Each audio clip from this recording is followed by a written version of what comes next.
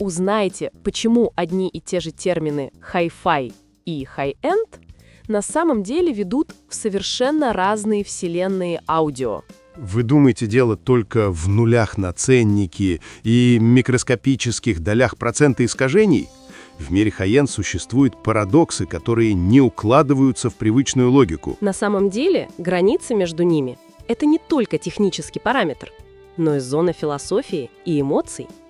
Это место, где высочайшее качество может соседствовать с критическими искажениями. Мы раскроем секреты этой бескомпромиссной философии. От экзотических материалов до психоакустических феноменов. Всем привет! Я Алекс. С вами, как всегда, глубокий инсайдерский взгляд на аудио. Мы с вами на канале Audio Insights от Audiophile Inventory и Юрия Курзунова, основателя и разработчика программы оптимизации и конвертации аудиофайлов для Hi-Fi и High-End систем AUI Converter. А я Аннабелла. Не забудьте поставить лайк и подписаться, чтобы мы могли раскрывать еще больше таких секретов. Информация в этом выпуске максимально сжата, поэтому слушайте до самого конца, чтобы понять всю картину. А теперь поехали!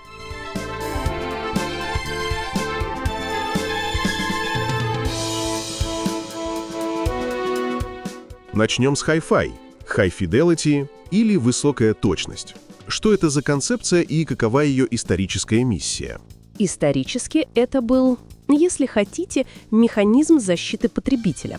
В середине 20 века, когда рынок электроники стремительно развивался, требовалось четко отделить по-настоящему качественное оборудование от массовой обычной радиотехники.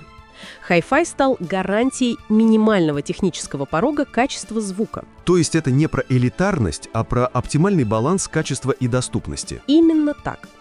Производители Hi-Fi стремятся к идеальному балансу между высоким качеством и разумной ценой.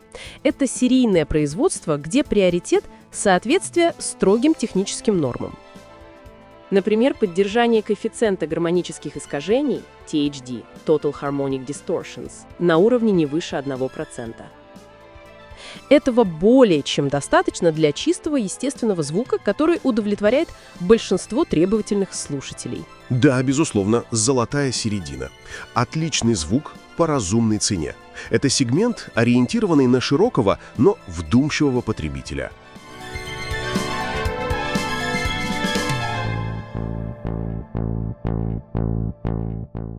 А теперь перемещаемся в совершенно иное измерение – High-End. Здесь все меняется кардинально. High-End – это не просто стандарт, а философия и особое направление развития. Я бы назвал это бескомпромиссным поиском совершенства. В high-end не говорят о разумной цене. Здесь важна субъективная, независимая оценка экспертов и стремление к абсолютной аудиофильской чистоте. Критически важна каждая, даже самая микроскопическая деталь. Ручная работа, уникальные технические решения, огромные ресурсы. Все ради, казалось бы, малозаметных, но субъективно кажущихся важными улучшений в слуховом опыте. Разница в цифрах впечатляет. В Hi-Fi THD обычно менее 0,1%, хотя исторический стандарт DIN 45500 для усилителей допускал до 1%. В high-end усилителях и ЦАПах мы видим значение 0,05% и даже ниже. И возникает ключевой вопрос. Кто, кроме высокоточных приборов, способен уловить разницу в 0,095%? Ответ лежит в области гармонии и передачи эмоций, а не просто голых спецификаций. High-end – это про то, что слышишь и что чувствуешь, и неважно, подтверждается ли это общепринятыми методиками или нет. Да, слух чувствительнее к спектру и характеру искажений, чем к их проценту. THD, коэффициент нелинейных искажений, это просто число, показывающее суммарные искажения. Но мозг реагирует не на сумму, а на тип гармоник, их расположение и взаимодействие между ними. Это как разница между в целом 5% ошибок и 5% ошибок только в ключевых словах. Формально одинаково, но ощущается по-разному. Так и есть. В магистерской диссертации Университета Ольборга показано, что THD плохо отражает слышимость малых нелинейных искажений. Исследование опирается на психоакустические модели Брайан С. Джей Мур, которые описывают, как человек реально слышит. Там используются параметры альтернативные THD. Это как сравнивать средний балл и реальную реакцию человека. Слишком обобщенный инструмент вроде THD не всегда отражает то, что реально слышит наш мозг. Исследование Listen Inc., представленное на 129-й конвенции AES, показало похожее на примере rub and buzz дефектов динамиков. Классические приборные измерения часто не совпадают с восприятием человека. Модель Clear оценивает только слышимые дефекты, используя перцептуальный подход, основанный на принципах модели PAAQ. Это как фильтр, который отсеивает теоретические ошибки и оставляет только те, что реально бросаются в уши. Бескомпромиссность high-end — это не только погоня за нулями THD, но и тончайший контроль над типом искажений, которые мы, как слушатели, субъективно ощущаем.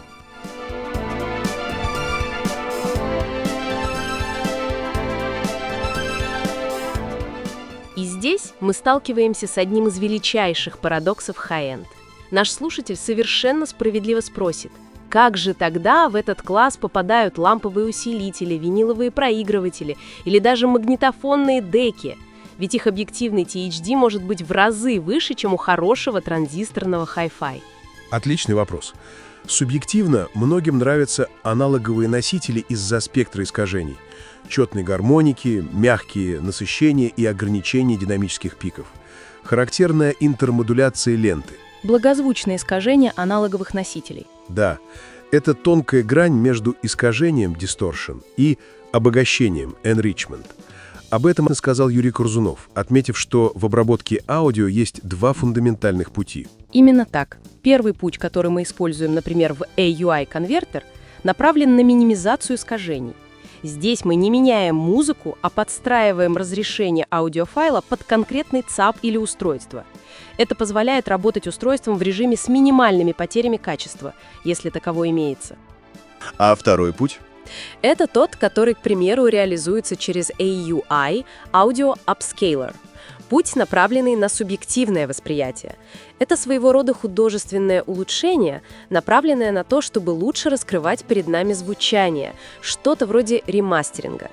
Вот почему мы и говорили о парадоксах. Классический хай-энд, в том понимании, к которому мы привыкли, стремится к нулю искажений. Но в нем есть направление, которое ценит характер и гармоническую насыщенность. Даже если это технически менее точный путь. Лампы и лента дают спектр искажений, который распределен в сторону четных и мягких нечетных гармоник, а также легкую динамическую компрессию. Все это воспринимается как теплота. Это не тот грязный для уха шум, который мы видим в низкокачественной технике. Это музыкальное искажение, которое наше ухо воспринимает как теплоту, объем и естественность. То есть для high-end, да и вообще в аудиотехнике, важно не просто отсутствие искажений, а контроль над их типом и качеством. Это субъективное предпочтение аудиофила, который ищет не лабораторную стерильность, а живое осязаемое звучание, даже если оно технически менее точно в цифровом смысле. Хотя некоторые аудиофилы, вероятно, стыдясь за свою антинаучность в кавычках и боясь, что их осудят, пытаются сказать, что более искаженный сигнал на самом деле чище, естественнее. Порой даже не зная, что ни уровень нелинейных искажений THD определяет субъективное восприятие. И цифровой звук объективно самый естественный звук из того, что мы имеем на сегодня.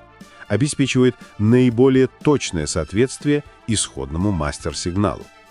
Но приверженцы аналоговых источников могут оспорить это, исходя из субъективной точки зрения. Это еще раз доказывает, что хай-энд — это искусство, а не просто наука. Искусство, иногда основанное на уверенности. В мире high-end мы видим не только совершенные кабели и корпуса. но и загадочные устройства, эффект от которых сложно объяснить обычной физикой. Да, речь идет о компонентах, которые позиционируются как улучшающие звучание. Демпферы для виброизоляции, фильтры питания или устройства для нейтрализации электромагнитных полей. Научных доказательств того, что они реально меняют слышимый звук в измеряемых параметрах, почти нет. Но многие аудиофилы утверждают, что ощущают эффект. Звук становится спокойнее, появляется воздух. Это относится скорее к субъективному восприятию и психоакустике.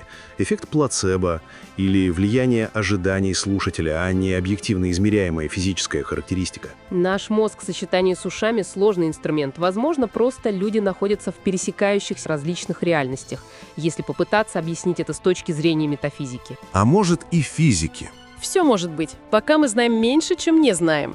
Разум должен быть смелым и открытым для вещей, ломающих сложившиеся стереотипы. Впрочем, посмотрите наш ролик о кондиционерах по питанию. Ссылку найдете в описании. Поэтому хай-энд — это сочетание инженерной точности и субъективного искусства, где каждая деталь может иметь значение не только для приборов, но и для вашего персонального восприятия музыки. Именно. Искусство, требующее соответствующей оправы. И здесь мы подходим ко второй, не менее важной части философии хай-энд – материальности и статусу. Ведь дело не только в звуке.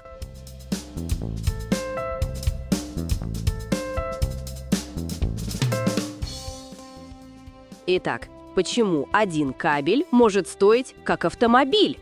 Ты права. В хай-энд ценится бескомпромиссность во всем. Это использование редких и дорогих материалов, которые часто не имеют прямого акустического смысла, но обеспечивают высокую долговечность и снижают механические резонансы в корпусах и разъемах, и просто эстетическое удовольствие. Мы говорим о корпусах из авиационного алюминия, о монокристаллической меди, золотом или родиевом покрытии контактов. Это инвестиция в долговечность и даже, скорее, в тактильное совершенство. Речь идет об ощущениях, об особом вайбе, как сейчас говорят. Это правда. Например, монокристаллическая медь снижает количество границ зерен, микроскопических участков усиленного рассеяния электронов. Это повышает однородность проводника. Однако на аудиочастотах практическая польза остается предметом дискуссий. Измеримые различия минимальны, а слышимые крайне субъективны. А внешний вид? Хай-энд аппаратура часто больше похожа на произведение промышленного дизайна или скульптуру, чем на обычное аудиоустройство. Безусловно, внешний вид — это неотъемлемая часть ценности. Хай-энд — это дизайнерский объект, который должен идеально соответствовать интерьеру, будь то современный лофт или классическая библиотека. Это не просто техника, это элемент роскошной или изысканной среды. И, конечно, для владельцев системы это может быть статусным символом, подтверждением приверженности высочайшему бескомпромиссному качеству, которое выходит за рамки аудио. То есть хай-энд — это не только про то, насколько чисто ты слышишь, но и про то, какой образ жизни ты ведешь и какой уровень качества ты вбираешь во всем. И именно так. Давай вернемся к аудиофильским проводам. Вот кажется, зачем за них платить $1000? Что там такого? Чего нет в рамках разумной стоимости? Отойдем от технических характеристик и субъективного «слышу-не слышу». Давай посмотрим с точки зрения открытого прагматизма. Если ваша система стоит тысячи или десятки тысяч долларов, то как минимум странно подключать ее кабелями за $10. Хотя, возможно, вы и не почувствуете разницу в звуке. Зато дорогой кабель будет выглядеть красиво и эстетично. Он будет соответствовать всей системе и подтверждать высокий класс. Ну да. Вы же не ставите на премиальный автомобиль подходящие по размеру диски от бюджетной машины. Вряд ли это будет смотреться гармоничным. Мы также влияние настроения на восприятие музыки не можем отрицать. Я знаю, что некоторые любители качественного звука действительно искренни в том, что одни кабели звучат лучше, чем другие. Эти слушатели в подавляющем большинстве случаев трезвомыслящие люди. Отнюдь не легковерные простаки. Согласна. Я думаю, не надо их учить жить. Это походит на гордыню. Но если вы считаете, что не стоит неразумно тратить деньги на провода, то почему бы и нет? В таких вещах нет и не будет окончательной истины для всех.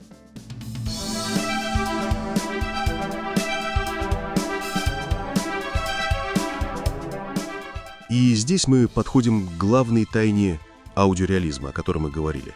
Почему аудиофилы готовы тратить огромные средства на эти, казалось бы, крошечные улучшения? Реализм – сложный и многослойный вопрос. Начинается он с попытки воссоздать своеобразную акустическую голограмму, образ пространства, сформированный прямыми и отраженными звуковыми волнами в помещении записи. Чтобы слушатель услышал источник звука в нужной точке пространства, домашняя система должна воспроизвести похожее распределение волновых фронтов. Эта задача непростая. Существуют системы пространственного звука, которые пытаются приблизиться к этому, но до точного воспроизведения исходной акустики они все еще далеки. Но давай возьмем что-то проще. Какие еще факторы влияют на восприятие реализма? Например, компоненты спектра выше 20 кГц. Ты говоришь о гиперзвуковом эффекте? Hypersonic effect. Нет подтверждений, что человек слышит ультразвук как звук. Но в некоторых экспериментах наличие ультравысокочастотных компонент оказывало влияние на эмоциональное и субъективное восприятие музыки. Мы уже разбирали это в нашем видео, ссылка есть в описании. Да.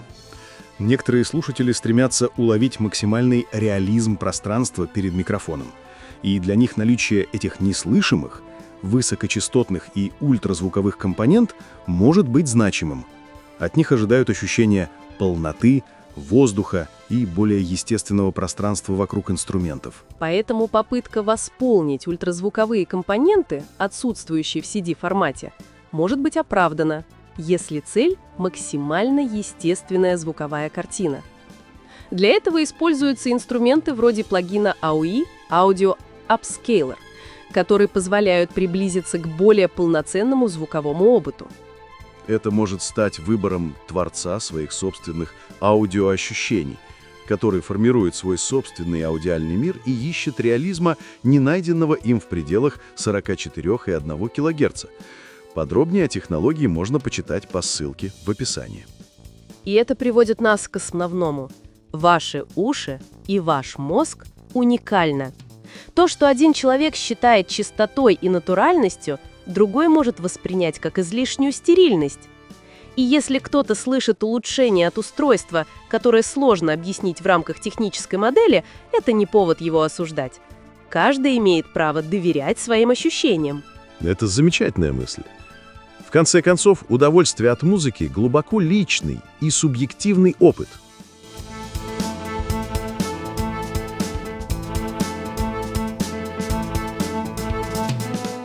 Что же, наш анализ ясно показывает. Выбор между Hi-Fi и High-End зависит исключительно от личных приоритетов. Если вам нужно оптимальное качество по разумной цене, которое удовлетворит большинство требовательных слушателей, смело выбирайте Hi-Fi. Если же ваша цель – бескомпромиссное совершенство, достижение максимальной точности в передаче звуковых нюансов и особенностей записи, статус, изысканный или особенный дизайн, и вы готовы к высоким затратам, ваш выбор – High-End. И в любом случае нужно ориентироваться не столько на спецификации и независимые экспертные оценки, сколько на собственный слуховой опыт. Мой главный совет – не полагайтесь исключительно на чужие утверждения. Изучайте техническое обоснование, внимательно смотрите на первопричины. Но и обязательно экспериментируйте сами. Слушайте осознанно. Наука постоянно развивается, и многие прежние убеждения в аудио периодически пересматриваются. Да и не все тонкие, но важные технические детали, известные профессионалам, освещаются в просветительских материалах и обзорах техники. И только ваши уши могут быть окончательным судьей в этом вопросе. Абсолютно. Если выбираете себе аппаратуру, при возможности обязательно прослушайте ее лично, в условиях максимально похожих на ваши домашние. Не ставьте во главу угла чужие мнения из сообществ. Слух и предпочтения у всех разные.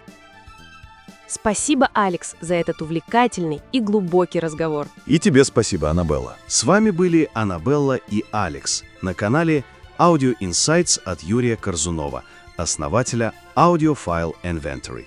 Ставьте лайки, задавайте вопросы и делитесь своими мыслями и опытом по теме ролика в комментариях. Они помогают нам создавать новый контент. Подпишитесь на наш канал и поделитесь ссылкой на это видео с друзьями, если вам было интересно. До новых встреч, друзья! И пусть ваш звук всегда будет безупречен.